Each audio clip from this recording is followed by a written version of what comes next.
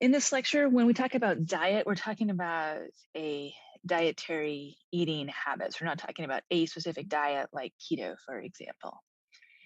And a lot of times when people hear the word diet, that's not what they think of. They think of some particular prescribed plan like keto or paleo or a couple others that we'll talk about today. With those types of diets, though, a lot of times food is the enemy, or a food or a group of foods is the enemy, carbohydrates or foods that are not at least so many grams of protein or whatever. Bad habits, temporary behaviors, self-criticism, and a number on the scale, and also a finish point. Like I just need to be on this diet for 10 weeks. I just need to be on this diet for 6 months, whatever it is. Instead, we want to use our eating and think about it in terms of our overall health. And with this in mind, it focuses on using food as fuel. How are we fueling our body for the activities that we need it to do? What good habits are we going to focus on? What are we eating that is sustainable? So, for example, if I was told, like, oh, chocolate's bad, you shouldn't eat chocolate, you can't eat chocolate ever again, that's not sustainable for me. I, want my piece of chocolate in the evening. Um, Goals and dreams, usually relating to health, hopefully. Consistent daily choices. And our health, of course, is a lifelong journey. If there's a slip up, that's okay. We just need to get back on it. When discussing body weight and eating, especially with clients, instead we want to focus on the health reasons for that. So, not you need to eat this or that to reduce your body fat or something like that, but instead, um, eating at least 30 grams of fiber is recommended to reduce risk of colon cancer. Some examples of high fiber foods include whatever. And we let the client be the one to bring up the topic of body weight. We don't bring it up with them. If we're doing like a goal setting meeting with them, we don't say, okay, and you also want to drop 30 pounds, right? That's, it's for the client to bring up, not for us. We're going to use words instead about getting stronger, becoming healthier, making tasks easier. And even if the client mentions body weight, we still have these other more sustainable goals, because if their goal is to lose weight with exercise, again, that's not a sustainable goal. That's a temporary mindset with a finish line. Instead, we want them to keep exercising. And so, what other benefits do we have from exercise that will help them think of it as a lifelong habit? Under the topic of exercise for weight management, exercise is good at helping us maintain body weight. It helps us prevent or slow age related gain. It can help people lose weight because of health outcomes. And it could also be part of exercise conditioning. So, for example, if somebody is in physique or bikini type competitions, and exercise can be used to help with the weight management for that. Generally, we want to think about our exercise being a health makeover on a part of a healthy lifestyle, and not a quick fix. It's something somebody's just going to do for 8 weeks until that wedding that they're in um, occurs or something like that.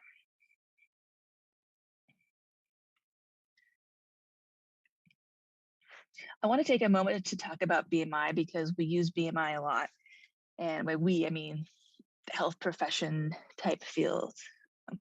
And the thing with BMI is that it's based on a population, right?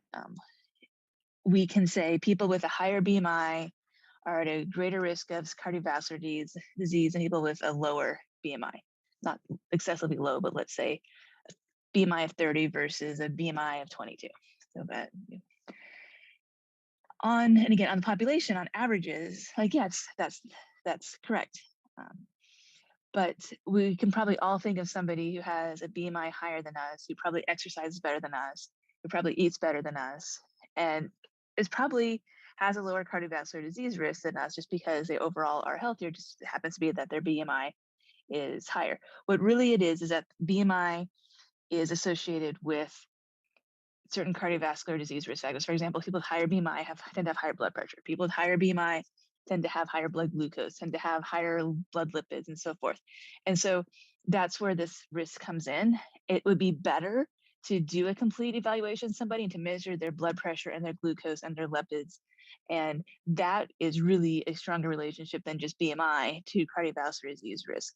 But if you're trying to do you evaluate a lot of people at once if you don't have the means for it. If um, the person doesn't have the means to pay for it, then BMI can be used in its place. So it's not perfect, and we don't want to place too much weight on it. It seems like a bad pun in there somewhere. We don't want to emphasize it too much. Um, but I want you to be aware that, as a population, the statistics works, but on an individual level, it doesn't always hold. We use BMI for adults, not children and not older adults. I don't mean that we don't use it for them. It's different. The BMIs that you see where 25 is healthy or whatever. Kids, it's different. We do BMI specific to their percentiles. And their BMIs are different. We can't compare them to adult BMIs, depending on their age. BMI of 16 might be perfectly healthy, whereas for an adult, a BMI of 16 would be underweight. For older adults, we like to see BMIs a little bit higher, at least like 27 to 30. The reason for that is somebody with a little higher BMI tends to have a little higher skeletal muscle mass. And especially with the case of older adults, if they get hospitalized for a week, they're going to significantly lose muscle mass. So the more they have to start with, the better off they are. So there's a little bit of a kind of a little J-shaped curve almost where we want a little bit higher BMI because that has better survival for older adults. And it's probably worse to be a healthy BMI, but low skeletal muscle than a high BMI, but active and healthy skeletal muscle. All right. So you'll hear people talk about fit but fat. That's kind of what we're getting at here. That's not my favorite phrase, because really what we're thinking of is that we want it's better for someone to be a little bit higher BMI, but have good skeletal muscle mass, have good eating patterns, than to be at a healthy BMI, but not be eating healthy, eating low fiber, eating too much sugar. That's not healthy. Some other terms I want to talk about are BMR, RMR, and TEE. These are important for helping us estimate people's caloric needs. This is table 7.11 from your book. This is estimated caloric needs per day by age, gender, and physical activity level. So you have someone, I don't know, 15-year-old girl. If she's not exercising, she needs about 1,800 calories a day. If she's moderately active, 2,000 calories a day. She's active. She's on a sports team. Then she needs more calories. So this is, again, broadly speaking, how many calories somebody needs to maintain their body weight.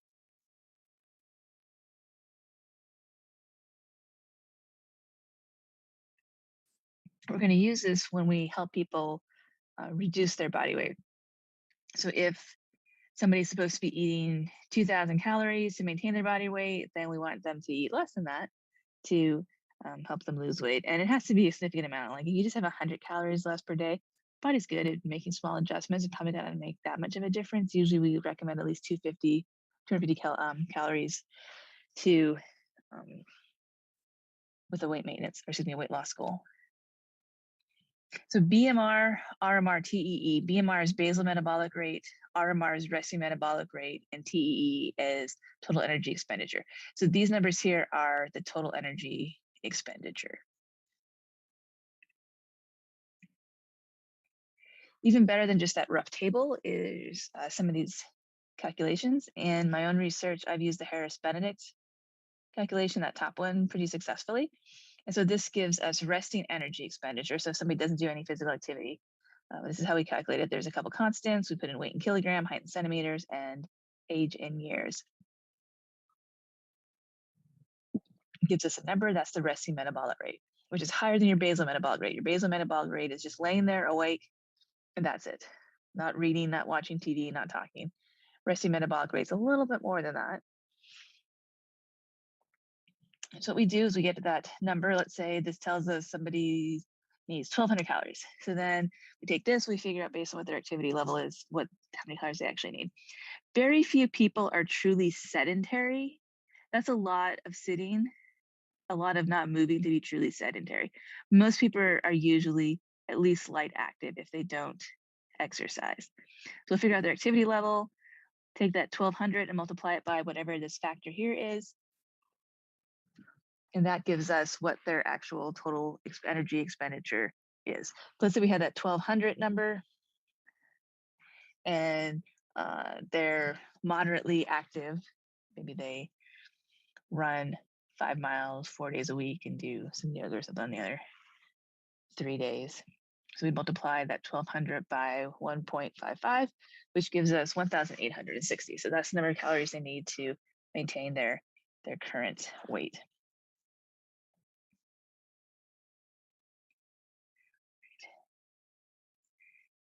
And just to run you through this, what I just said, different numbers, of course. I'm not going to ask you this on the exam, but this is what we have. So total energy expenditure using Harris-Benedict. We have age, height, weight. The equation is weight in kilograms and height in centimeters. So we're going to have to change that into kilograms and centimeters, calculate it. So total, the resting energy expenditure, resting metabolic rate, multiply it by that physical activity level. Oh, this person's also moderately active, 1.55. So for weight maintenance, 2,890 calories. For weight loss, about 500 calorie deficit would be 2,390.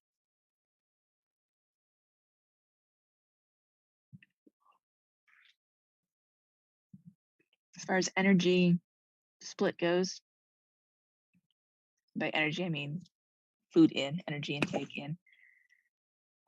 Your book has some recommendations based on the age. It has a higher fat diet for younger kids, lower fat diet for older,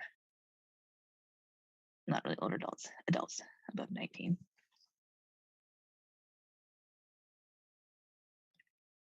ACSM loves this equation. There's a series of equations I get. So if we want to calculate target body weight based on somebody's fat-free mass, a couple things need to happen. One, we need to assume the fat-free mass stays the same. Talk about that in a minute. We're going to estimate the relative body composition. So use a skin fold, and we know that they're, let's just say 25% fat, 75%, that being fat-free mass. So then estimate their current fat-free mass. Let's say they're 150 pounds. You can use in pounds or kilograms as long as you use the same throughout the whole thing. So let's say they're 150 pounds and they're 25% body fat. So that means they're 75% fat-free mass. So that's 112 and a half pounds of fat-free mass. And then we're going to set a body composition relative goal for them. They want to be down to 22%, let's say. We'll use that as a percent. So we'll take their current fat-free mass, that 112 divided by 5, and divide it by their fat-free goal, which is 0.22. And that gives us their target body weight.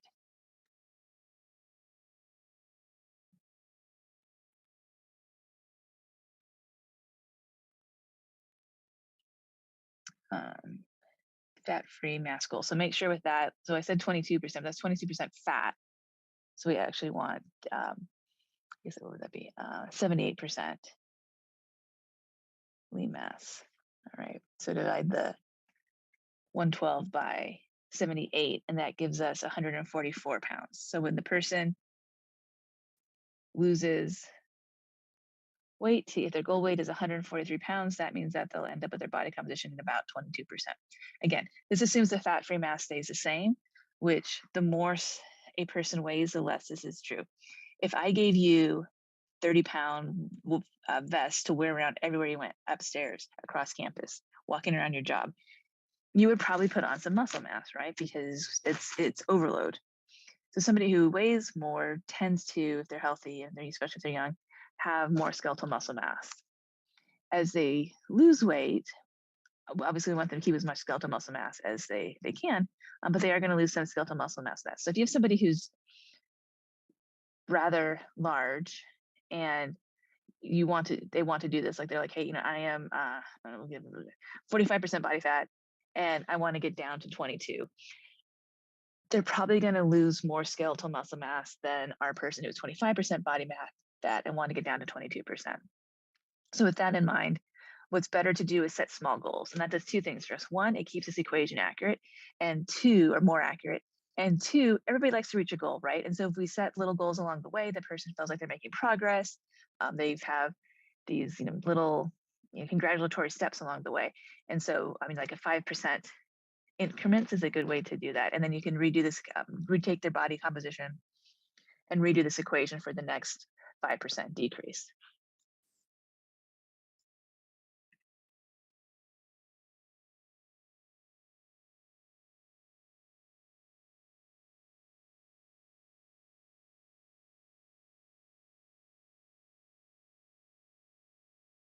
Nutrition, especially exercise textbooks, make the relationship between exercise and weight loss sound really simple, right?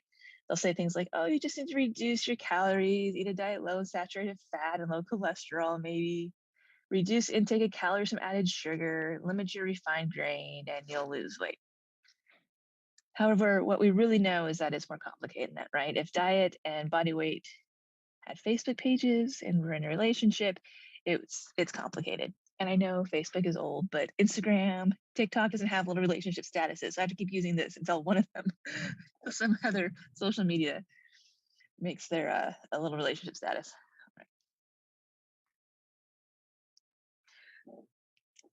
When we're talking about weight loss, there are some general guidelines though that are consistent. A lot of these are in textbooks and they're still good. Generally, it's recommended when somebody's losing weight, they lose no more than 2 pounds per week. And this is obtained through no more than 1,000 calorie a day deficit. And usually that 1,000 calories, if doing that much, should be through nutrition and exercise. Minimum intake is usually 1,200 calories a day. Now, if you have a really petite woman, I have had people who 1,200 calories a day still doesn't quite put them in the deficit that they need. Again, if you have a really petite woman, 4'10", maybe 5 feet, they may dip below this. But for most people that are of approaching an average height, they need to eat more than 1,200 calories a day. Friendly reminder, there's 3,500 calories in a pound. It's generally recommended to eat 3 meals a day. I have meals in quotes because I don't mean like sit down, cook yourself, have a big meal. I just mean that we usually recommend people eat 3 times a day. Quick weight loss methods such as pills, extreme fasts should be avoided. And usually this question comes up, intermittent fasting is not considered an extreme fast. We're talking about those fasts where people are supposed to drink nothing but a special tea for 3 days. Like that's an extreme fast. And we also need to be mindful of cheat days. I'll talk about that a little bit when we talk about some popular dietary eating patterns. On the other side of this, there are people who need to gain weight for health. With this, we recommend that they increase their protein intake and then adjust the other macronutrients in their diet. Just like there's no more than 2 pounds per week of weight loss recommended, we recommend no more than 2 pounds per week of weight gain. Ideally, it's an extra 400 to 500 calories a day. You'll notice the math on that. 400 to 500 calories a day doesn't equal 2 pounds. It's a lot of extra calories to gain 2 pounds a week. Ideally, we want to encourage a gain of fat-free mass, especially skeletal muscle mass. And there is a difference in methods and approach if we're talking about gaining for a competition, again, like a physique competition, a bodybuilding type competition, versus a very thin person trying to be a healthy weight. Somebody's health's in danger, we're going to care a little bit less about what they are eating because we want them to get to the healthy weight. I say we like it's something we do, but I mean, we as a health community. Some extra info. A calorie is not a calorie. You hear this a lot. We're finally having some research out that sides with me on this because it always bothered me. People say like, oh, a calorie is a calorie. If you have somebody eat 100-calorie cookie versus 100 calories of broccoli, there are some differences to that. The cookie has sugar. It's going to have a different insulin response. It doesn't have as much fiber. It has different vitamins. Like our body's not going to quite react the same. Calorie-wise, yeah, but as far as nutrient and what else our body does with it, no, it's not all the same. Our body is really good at small adjustments. You used to hear, this was popular in the 90s and the early 2000s. You'd have people be like, oh yeah, if you just don't put creamer in your coffee every day, that's 25 calories a day you're saving yourself. That's 5 pounds a year. You won't even notice it. You'll be down 5 pounds by the end of the year. You could cut the cream on your coffee. You're not going to lose 5 pounds. Our body is really good at that small little adjustment. We do have some recent research on fats that in some situations, a high fat, low carbohydrate can be a good situation for the person. Um, but that's tricky, and we'll talk about that again a little bit later. Give me some previews.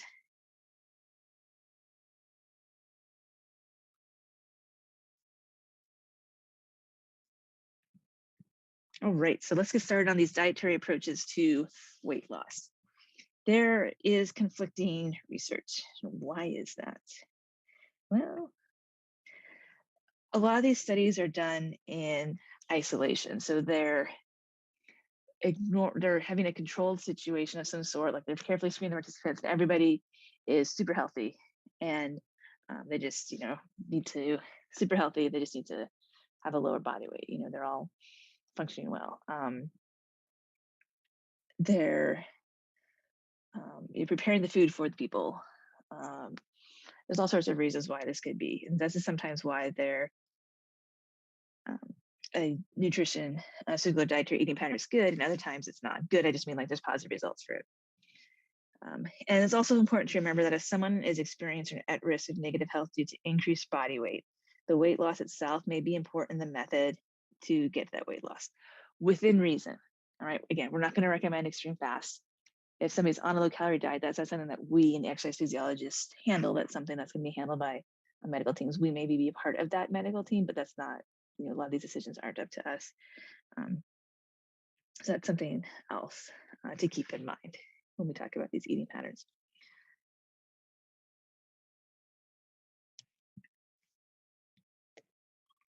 You're going to hear me use the acronym CRAP a bunch coming up here in these slides. And what this stands for is carbonated beverages. I don't mean sparkling water. Carbonated beverages like anything with some added sugar to it. So sodas, those sparkling drinks you get with the added sugar. I actually bought one of those the other day. I thought it was a sparkling lemon, just like sparkling water with lemon flavor, lemon whatever in it. But it was lemon juice that was sparkling. And I took a sip of that. I was like, whoo, not used to liquid sugar. I noticed that. Anyway, and then we have refined carbohydrates, really refined foods in general, but especially refined carbohydrates. Artificial additives, meaning like artificial colors, artificial preservatives, artificial sugars, and processed foods. And I realize that when we say this, it is, sometimes it does cost more to eat a non-processed item. So for example, if you're buying, I'm gonna use lunch meat as an example, or cooking a chicken breast to use in your sandwich instead, that costs more than a highly processed package of lunch meat that's going to last all week, as opposed to a non-processed lunch meat that's at best we get 2 days out of that, right? Or again, taking the time and money to prepare some chicken breast that you would then slice and put in your sandwiches instead. So I do want to take a moment to recognize that, but we are talking about eating for health and picking and choosing which aspects of that are most important for the person.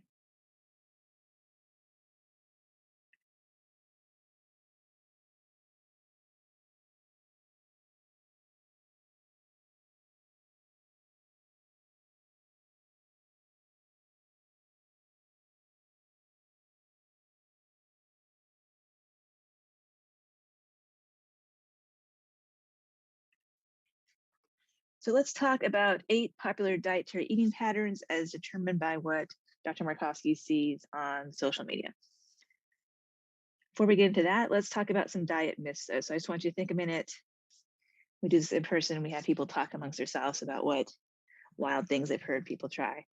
But what are some diet myths that you can think of? I'll share you some favorites. I'll share with you some favorites of mine in the next slide.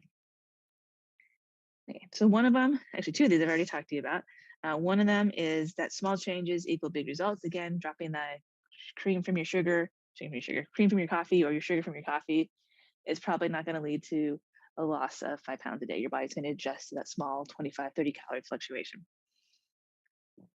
Anything that mentions a cleanse or a toxin flush, that's usually a myth. And then again, a calorie is a calorie. We know that's not true. We're going to react differently to 100 calories worth of broccoli. That's not going to raise our blood glucose very much. That's not going to stimulate our insulin very much. Whereas if we ate 100 calories worth of cookie, that's a bit different. Okay, first eating pattern I want to talk about is meals, several per day. This one's fallen out of popularity, but I still see it popping up a little bit, especially with the older populations that I work with, the older adults I work with. So with this, when people think about this dietary eating plan, they tend to think of typical meals. And so, 2 eggs, sausage, toast for breakfast, but it's chicken sausage, so that's okay. That's I'm just saying that's justification. There's some delicious chicken sausage out there, but that's another story. Sandwich for lunch, and then maybe some pasta for dinner. Could be a taco plate. I like tacos. We'll go with tacos. And what we mean by eating several meals per day is we mean small, like 250 or so calories per day. So, for example, for breakfast, instead of some eggs and toast, breakfast is not horrible on the breakfast, but that's again a sidetrack. We'll assume there's lots of butter on that. Fruit and cheese or plain Greek yogurt, a tortilla with grilled chicken, quarter of an avocado, sprinkle of cheese or a little bit of sour cream, 2 cups of lettuce, veggies, 3 to 4 ounces of lean meat, or 1 ounce of pasta uncooked. That is the weight uncooked. You cook the pasta before you eat it. Sauce and a lean protein. So again, 200 to 300 calories or so per meal. The problem with this, though, is that, well, let's talk about the pros first. So there's controlled portions. That's good. Controlled portions are always good. We're not limiting snacks, right? If somebody's hungry, I mean, you're eating every 2 to 3 hours. So if somebody's hungry, then they're probably about to have another snack sometime soon. And you're not limiting what they can eat. The person is still eating what they want. They're just eating smaller quantities of it for the most part. The cons that small portions are not always easy, especially if you're dining out. Constantly eating, which may be an issue. I had this last point here, elevated insulin, a question mark, because I don't know if we have enough evidence for this yet, enough research to support this. But there is some evidence that says something like this, where you're eating several small meals per day. Every time you eat, your body is going to take the foods and break it down into glucose, right? And that's going to cause an increase in insulin, if you remember back from our cardiometabolic slides. And we need the insulin. We need the insulin to bring that into our cells. But we don't want insulin out there all the time. That's how we can kind of develop lose our sensitivity to insulin. So if we're eating more frequently, our insulin's not getting a chance to come back down to have a break. So normally you eat a meal and you don't eat anything for like 4 or 5 hours, your insulin comes back down, it's back to rest, eat another meal, and pops back up. So there's some thought that maybe with this eating several small meals per day, since your insulin levels never really get a chance to come back down completely, so that you're just at a heightened insulin concentration throughout the day, that might not be a good thing. So again, question mark on that, but it seems reasonable. Next one, meal planning. I don't mean meal planning. Meal planning can be in conjunction with another dietary eating plan. I just meant this is something people do to help with their dietary eating plans. Well, some people treat it like a meal plan. So everybody probably has that friend on Instagram that has a picture like this where it's 5 boxes of the exact same thing. Doesn't have to be that way. This person could have cooked up their turkey and then mix it with different seasonings. They could have done their zucchinis a few different ways. It doesn't have to be that it's 5 all the same. It's just you're planning your meal. You might be cooking a big sheet of chicken, a bunch of roasted vegetables and whatnot, but it's not to be the same. It's just you're just highly planning your meal. So meal planning, sometimes called meal prep, there's some things about that are good. Planning is essential to a successful diet. We know this. When we're hungry, we can make poor food choices. If you have a box of zucchini noodles and some lean protein in the fridge when you get home from your study group and you're running late and you have to get to work, if you have that, you need that. If you don't have that, you're going to grab whatever you can find, right? And eat because you're hungry and you need to eat something before you go to work. And that might be a poor food choice. It might be a Monster drink and a Snickers bar, right? They plan for the week. Usually it's how it's done, usually done in week rotations. There's less waste this way. It's planned, what you're eating is planned out. A lot of times it's cooked even. You can have to take that time. And you can make several meals at a time, like our Zoodles person before us, or prep and cook in batches to mix and match for a couple of days. So again, you can cook up the turkey that was in that, roast your zucchini, do some noodles, do some roast zucchini, and they just have that you then just like scoop out. to mix and match your meals. So our pros, I said a couple pros for this. What are some pros to planning our meals? Well, there's less waste. That's good, right? Our vegetables are already cooked, ready to go. Our broccoli's not stinking up the bottom drawer. Food is ready for us when we're hungry, and it's easier to stay on a plan if the meals are prepped. About some cons, what are some cons you can think of? It requires time to prep, right? And it requires planning. Not everybody has the time to do a big meal prep like this. A lot of times people don't do their Sundays as meal preps, and not everybody has that time or the patience to be in the kitchen for a couple hours to do this.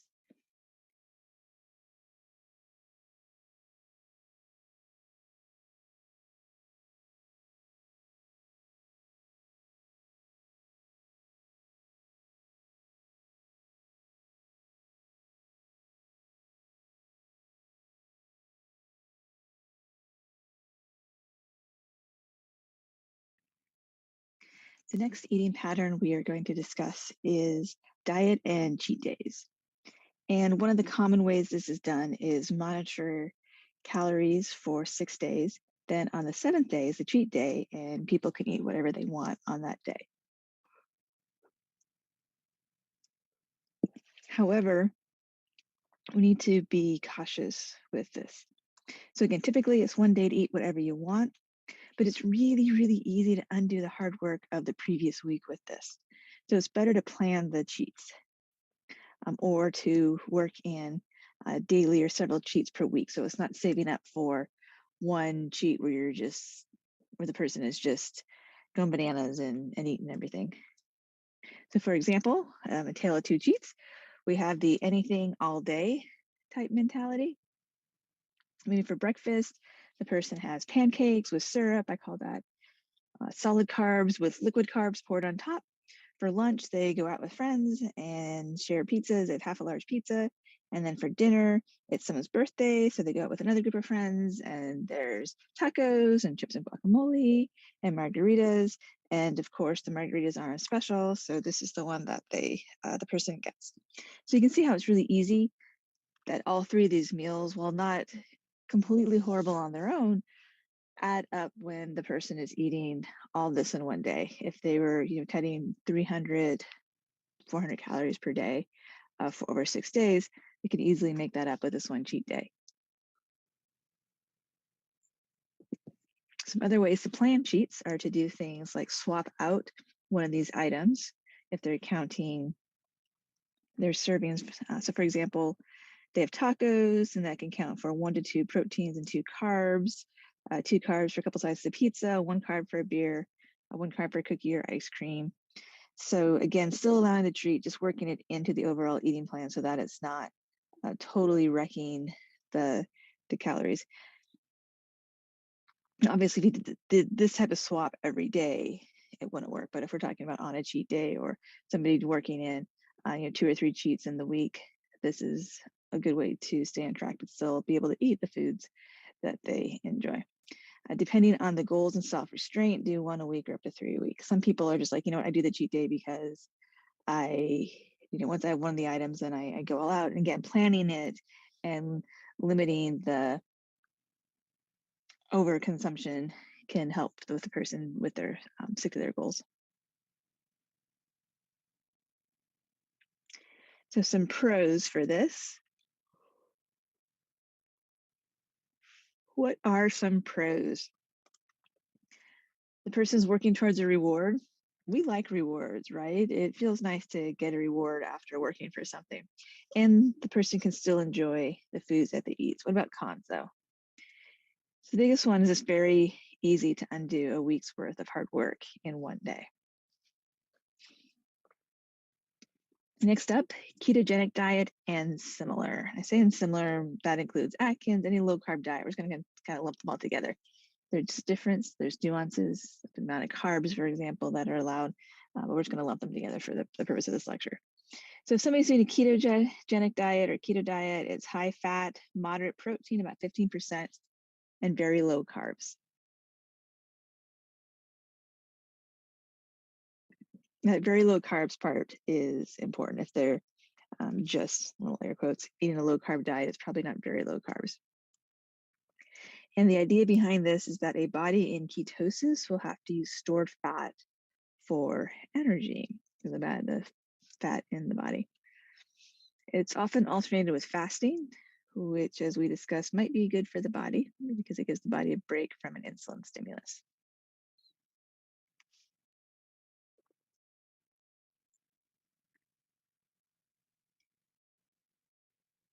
So, what are some pros? It limits food choices, meaning we're eliminating entire categories of food, which can make it easier to keep on track in the sense that you have fewer things to select from. So you just eat those fewer things. There is evidence that fasting and or low insulin may be beneficial. And it cuts a lot of the crap foods out of the diet, right? A lot of the processed foods, you have to be careful about that one, but a lot of the refined um, carbohydrate processed foods are eliminated. Sugary carbohydrated drinks are eliminated also. What are some cons though?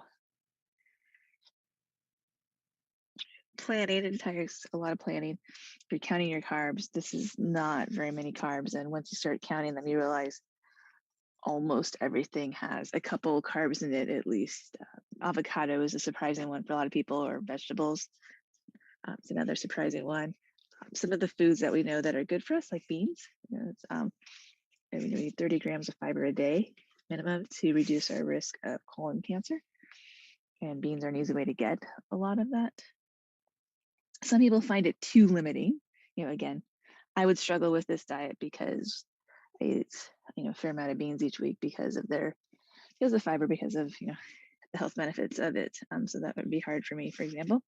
Some people find it difficult to follow long term. Most people can follow any eating pattern for a month or so, but long term is definitely difficult. Now, if somebody is following this diet, one of the things behind this is that it's not that the fat that's bad. It's that eating high fat and high sugar together, by sugar, I mean any carbohydrates, is what's bad. So when somebody cheats when they're on the keto diet, then that means that they're doing the exact thing that they just said they're trying to avoid in their diet. They're eating high fat and high carbohydrates.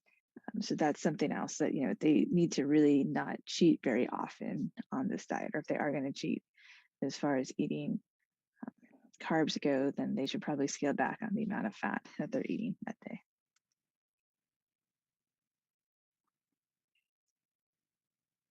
Next up, we have intermittent fasting. Many people on keto diets also intermittent fast, and so I'm kind of lumping them back to back, but you can do one without the other, no problem. And with intermittent fasting, there's a period of eating and a period of not eating. So you'll hear people talk about, for example, with this, oh yeah, I'm doing an 18-6. That means they're fasting for 18 hours and their eating window is 6 hours long. Most people start out at a 16-8 and progress to 18-6, maybe go to 24, but 18-6 seems to be about the most common with this diet.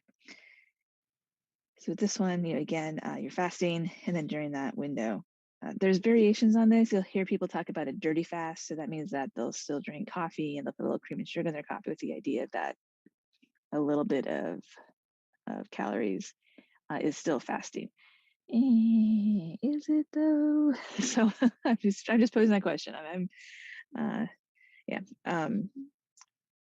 I tried this one. I used to try a lot of these eating patterns that aren't too wild, just out of curiosity. Then also, so if people talk about them, then I have experience being able to talk about them as well. And I struggled with this one, like this not eating for 16 hours. And I did it for about 4 or 5 weeks, and I couldn't get my workout window right. So I first was working out at my normal time, first thing in the morning, but I wasn't eating until like noon because my eating window was noon to 6. I was so hungry that like as soon as noon would come around, I was just like, rawr, rawr, just scarf it down, despite my best intentions with my planning. So I was so hungry. And then I tried, well, okay, I'll work out later in the day, and like that wasn't working.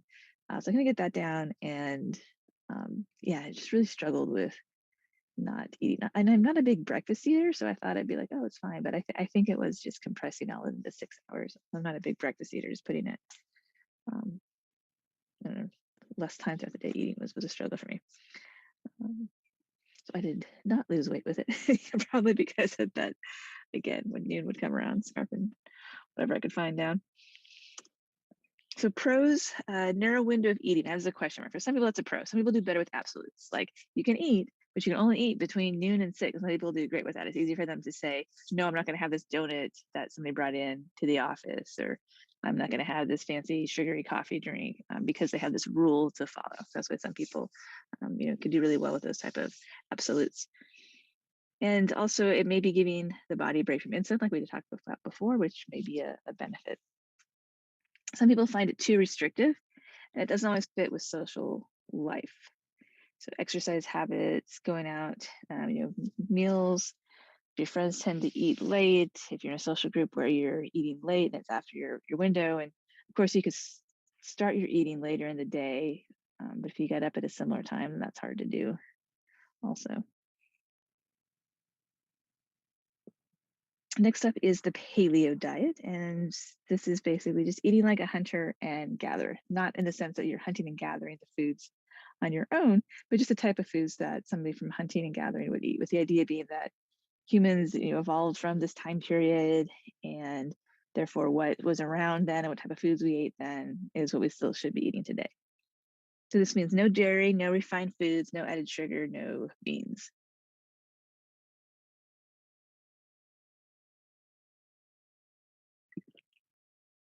So the no refined foods, no added sugar, that's not a horrible thing. No dairy.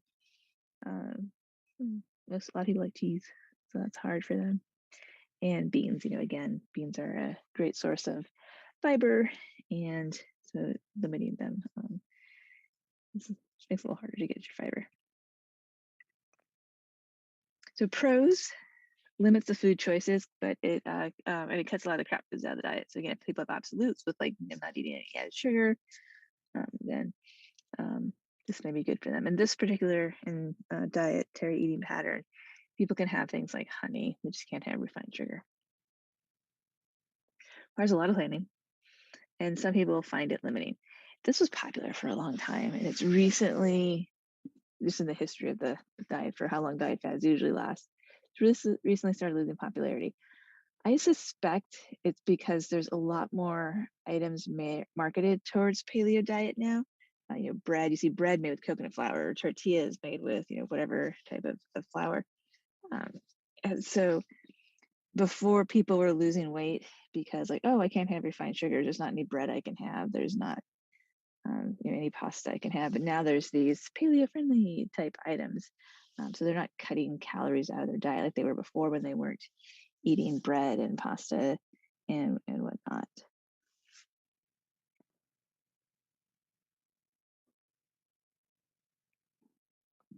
The other thing I like to mention with this is, and this is again honest question, is are non-refined sugars really better? Does it really matter if we're getting sugar from honey versus sugar from white refined sugar? And what I mean by matter is because our body insulin response, glucose response, that's probably similar. Next up is the Mediterranean diet. This is a diet that we have a ton of information on. We have a ton of long-term studies, and it definitely appears to be beneficial for people. When I say long-term studies, I mean like 2+ years of people being on this diet, and the potential benefits from eating this way. So it's modeled from the European Mediterranean countries. Think fresh fish, think fresh fruits and vegetables, not the pasta type area of Mediterranean. It's a moderate fat, highest protein, moderate carbs diet. And there's an emphasis on healthy oils, fish, vegetables, beans, legumes.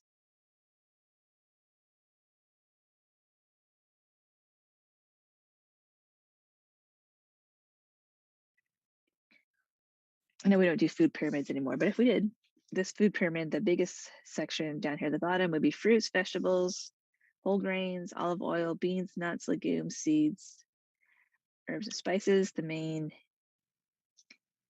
animal that they would eat on this diet is fish and seafood. There's poultry, eggs, cheese, and yogurt. And then I'm up at the top here. It's some sweet added sugar type stuff that got cut off.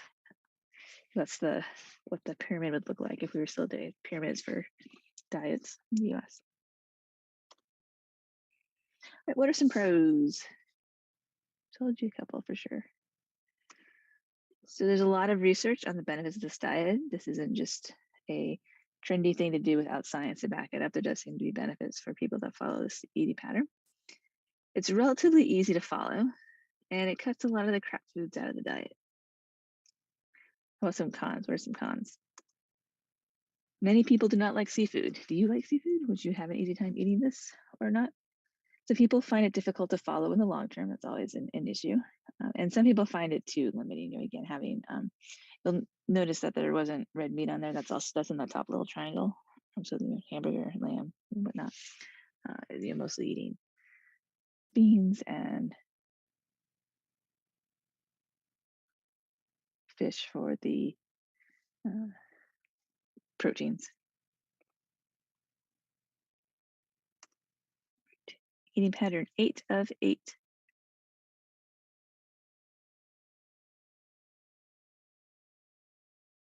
We have Whole30. And for the Whole30 diet, people eat a lot of whole foods, not Whole Foods, the store, but Whole Foods, the approximate classification of foods. So things that are allowed on this are meat, seafood, eggs, fruits, vegetables. There's no grains of any type, not even quinoa or buckwheat, no dairy, no legumes, no sugar of any kind, not even honey. No alcohol, no things you can't pronounce. This always makes me laugh, and I'm sure some of you in this class that are the pre-professional track will as well. So how many of you had organic chemistry? One of the amusing things I found with organic chemistry is that I could pronounce pretty much anything after taking that class. So we'd be able to pronounce a lot of stuff that will be typically not allowed in this diet. And there's no body weight or other body composition measurements for 30 days. So the idea with this one is you cut out a lot of stuff. And then after the 30 days, you figure out what you miss. What was if you're like, man, I'm really craving some cheese, then that means that you should put cheese back in your diet. If you're like, you know what, I thought I was going to miss coffee and I didn't have it for 30 days, and because I only like the sugar in it, I'm just going to drink without sugar. And now that I've gone 30 days without it, I much prefer this other drink instead. Then you wouldn't add it back in. Right, pros. We have their quality food items. And by quality, I mean that there's a high nutrient value to it. It cuts a lot of crap foods out of the diet. It focuses on healthy eating instead of body weight for the first 30 days, which is nice. Cons include planning. Requires a lot of planning to do this, a lot of cooking at home. Some people find it too limiting.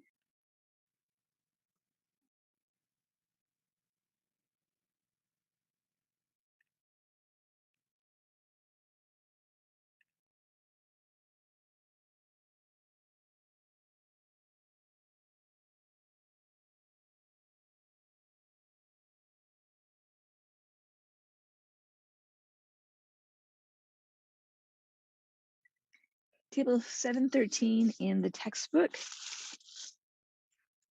lists several inappropriate weight loss methods and consequences. We can think about a lot of these as being some of our diet myths. So saunas, vibrating belts, body wraps, overexercising, these type of things. Also lists several fad diets.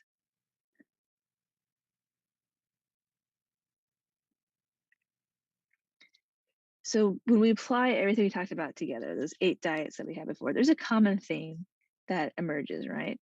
Pretty much all of them were limiting added sugar, emphasizing fruits and vegetables, and limiting processed foods, which in general, those are good nutrition, dietary eating guidelines to follow.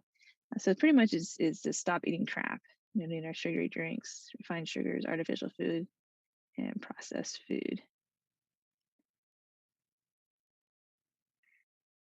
Segueing from that recommendation is my personal favorite dietary guidelines are from the World Cancer Research Fund, American Institute for Cancer Research. These are evidence-based guidelines, which means that they're supported by research, And we can score these pretty simply. Usually we do that for research purposes.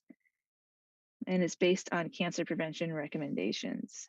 So we talked about these a little bit in the exercise oncology guideline, but there's and there's more than just nutrition. It's lifestyle. So it's going to include some other things as well. So be a healthy weight, that's lifestyle. And notice it doesn't say be between BMI of this and that. It's be a healthy weight. They recognize that this may be a little bit, there's variability in that for different people. Be physically active.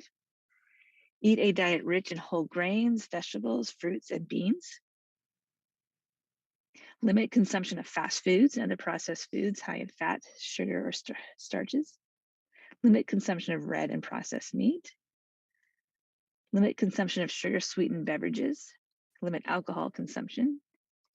Do not use supplements for cancer prevention. For lactators, breastfeed your baby if you can. And after a cancer diagnosis, follow these recommendations if you're able to.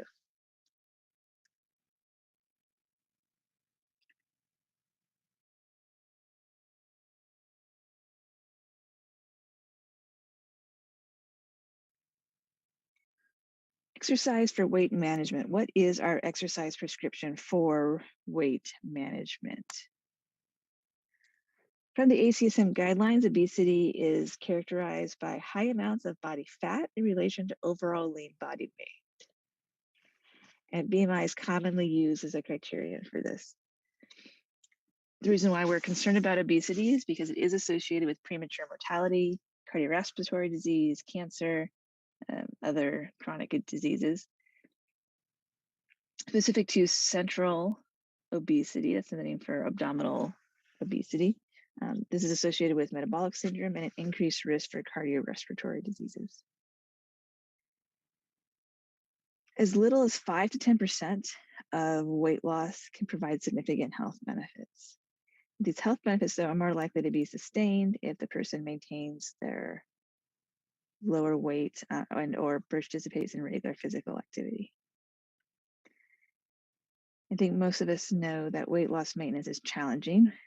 Weight regain average is approximately 33 to 50% of initial weight loss within 1 year terminating treatment. It's not a very good statistic, unfortunately. We do have exercise, though, which is good at helping maintain a healthy weight. It is difficult to lose weight through exercise alone, but it is very helpful with maintaining a healthy body weight and in combination with reducing calories in. This table is not from your book. You don't have to know this. I know it's Starbucks, you don't have to know it. But it does have physical activity and exercise recommendations for healthy weight loss. So if, for example, somebody's goal is prevention of weight regain, they should be doing moderate intensity exercise at least 60 minutes per week, or vigorous at least 35 minutes per session. I said per week, 69 minutes per session.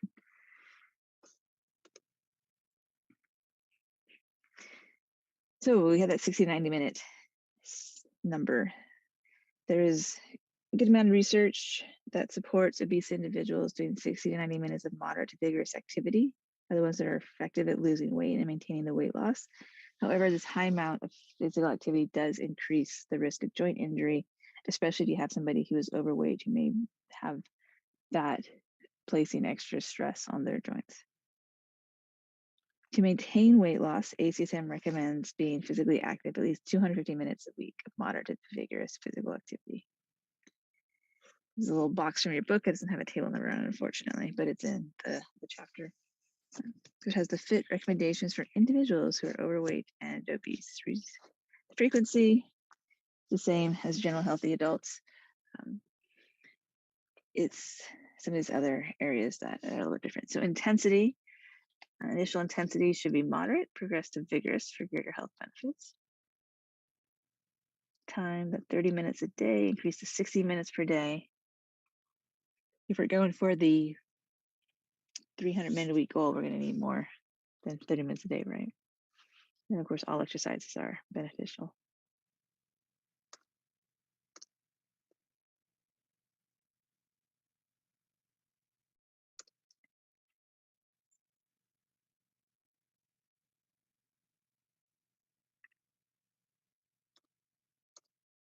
So what is the fit for an obese individual?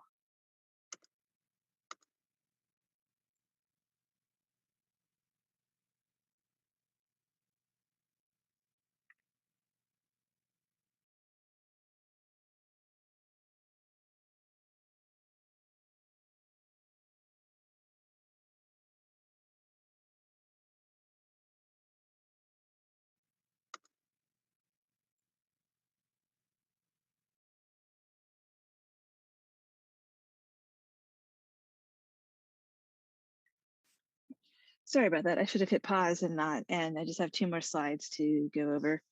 I don't want to re-record what I had just done, so we're just gonna put this little tidbit at the end. So the recommendations, some more details on the fit for cardiorespiratory fitness: to proceed all activity with 5 to 10-minute warm-up, focus on cardiovascular exercise in obese population. Ideally performing a low impact cardiorespiratory exercises 5 to 7 days per week for 30 to 60 minutes at a time. Accumulate a minimum of 150 minutes of activity per week, striving for 100, excuse me, for 300. So start at the 150 and increase. We just want to encourage moderate intensity exercise, can progress to vigorous later. This is important. We want to increase duration of the sessions before increasing intensity. We're really trying to get people towards that 300 minutes a week. And so to do that, we need to increase the intensity, or excuse me, increase the duration pretty much as soon as we can, and then we can increase the intensity. With resistance training, participate in strength training 2 to 3 times per week for whole body exercises, 8 to 10 exercises to be specific. We want to use an intensity that fatigues the muscles in about 8 to 12 reps, and just have the person complete 1 set per exercise. The reason for that is we want them to be spending their exercise time doing cardiorespiratory exercises, because per minute that's going to burn a lot of calories, use a lot of calories, and help them reach their goal. Resistance exercises are definitely important, and we want them to maintain as much skeletal muscle mass as possible while they are losing weight. But so that's why we just want the 1 set, because then they have more time to do other exercises, hopefully.